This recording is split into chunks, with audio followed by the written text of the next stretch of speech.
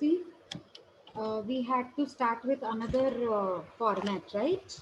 So this was the first format that we just did 5 minutes ago, and it was sales minus variable cost, you get contribution, minus fixed cost, you get benefits, and that is block A. Always remember, benefits means income. So out of incomes, expenses are to be deducted, cost is to be deducted, and then only you can get net profit. Net benefit means net profit. So income minus expenses, A minus B. So how to find expenses? Total cost means total expenses. There are three types of expenses while you extend credit period to the customers. First is opportunity cost of capital. Second, bad debts. Third, credit collection and administration cost. So for opportunity cost, you need to first think that whether it is my first case or it is my second case. This is second, okay? If it is first case means where both the costs are given, variable and fixed. So in that case, the formula has to be applied for average investment in debtors, because opportunity cost will be given in the form of percentage. Suppose 20%. So 20% of what? 20% of average investment in debtors. So how will you calculate average investment in debtors? The formula will be, if both the costs are given, then the formula will be total cost into number of credit period days divided by total number of days. Suppose your sum is in the form of months. So instead of days, it will be months. Suppose your sum is in the form of week. So it will be here number of weeks, number of weeks. Are you getting my point? Come on, Yes, tell ma'am. me. Yeah, okay. Now, if suppose only variable cost is given and fixed cost is not given, only variable cost is given. See, second case, if fixed cost is not given and if only variable cost is given, then what? Option number 2, case number 2. So everything is same, everything. What you will do? Sales minus variable cost, you will get contribution. Now fixed cost is not there only. Fixed cost is 0. So contribution minus fixed cost will be definitely that amount. Same amount will be my benefit. Same amount will be my profit. So let us not write fixed cost if it is not there. Let us just skip that part, less fixed cost and then profit. Because here contribution is only what is known as my profit. Same contribution will be my profit. So here block A will be my contribution, that is known as benefit. Now we need to take costs. Cost of extending credit. There are three types of cost as usual. Opportunity cost, bad dates, and credit collection period cost. So opportunity cost. Now what? For opportunity cost, I will be provided with a percentage. Suppose 20 percentage. So 20 percentage on average investment in debtors, receivables. So how do I calculate average investment in debtors? Now, because both the costs are not available, only variable cost is available.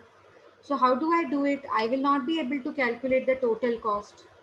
How will I calculate the total cost? Variable cost plus fixed cost. But now in this case, fixed cost is not given. Fixed cost is not given. So what will I take? I will take sales instead of total cost in the formula of average investment in debtors. Debtors means receivables only, okay? Don't get confused. So sales into number of days of credit period upon total number of days. Did you understand the difference between the two? See, Yes, ma'am. it has to be based on sales. Since fixed cost is not given, average investment in receivables. And here average investment in receivables will be based on total cost. And total cost is variable cost plus fixed cost. So that's what I told you with the formula. In fact, they have not written formula here. I'm telling you here. See, I've given you exact formula of what has to be considered while calculating average investment in debtors. Bad dates, simple, it would be very simple. Bad dates, suppose on sales it is 2%. So whatever will be your sales? Sales is already available in the question. So suppose sales is 2 lakhs. So 2 lakhs into 2%, 4,000. Bad dates is there with you. Credit collection and administration cost will be given to you directly. Suppose 2,000, 30,000, 90,000 will be given to you directly. So you have to add all these costs. You will be calculating, sorry, by adding all these costs, you will be getting block B, which is known as total cost. So to benefits minus cost, you will get net benefits, A minus B. Now, how to calculate incremental net benefits? Incremental net benefit means one after the other you have to deduct. 1 minus 2, 2 minus 3, 3 minus 4, that way. But here we will not exactly do 1 minus 2 and 2 minus 3. No. The present policy is this present policy. So put dash here in the present policy. Okay.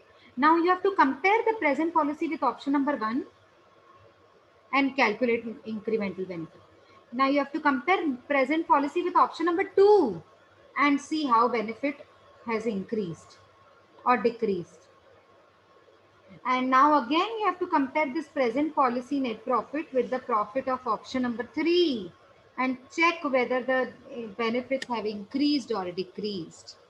Are you getting my point?